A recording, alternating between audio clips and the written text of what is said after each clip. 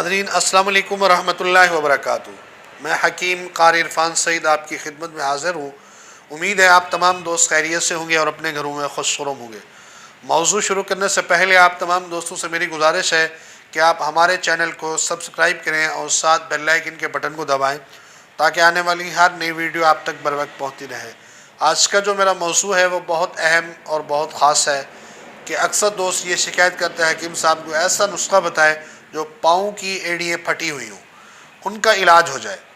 ان دوستوں کے لیے ایک بہترین اور لاجواب نسخہ جو میں پیش کروں گا، اگر آپ نے ایک بار آزمایا تو انشاءاللہ آپ کو اس کا ضرور نفع ملے گا اور 100% رزلٹ ملے گا۔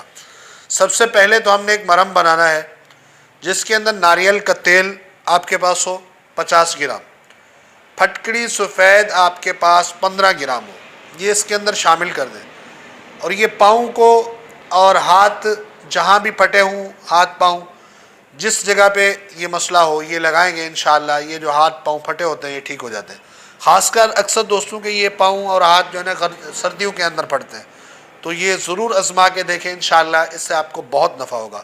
اس کے علاوہ اگر پھر بھی آپ کو کوئی مسئلہ ہے اور پریشانی ہے، یہ بیماری جا نہیں رہی، پہلے تو یہ 15 دن میں 100% رزلٹ آ جاتا ہے۔ اگر کمی ہے، رزلٹ ملا ہے آپ کو، تو پھر آپ ریٹھے کا چھلکا اور گندک آملہ سار یہ دونوں ہم وزن ہوں، ان کا پاؤڈر بنا کر 00 کیپسول پانی کے ساتھ گرم کے ساتھ صبح و شام استعمال کریں، انشاءاللہ مکمل نفع ہوگا۔ یہ بہت قیمتی نسخہ ہے، اپنے تمام دوستوں کو شیئر کریں تاکہ آپ کے تمام دوست اس سے فائدہ حاصل کر سکیں۔ جزاک اللہ۔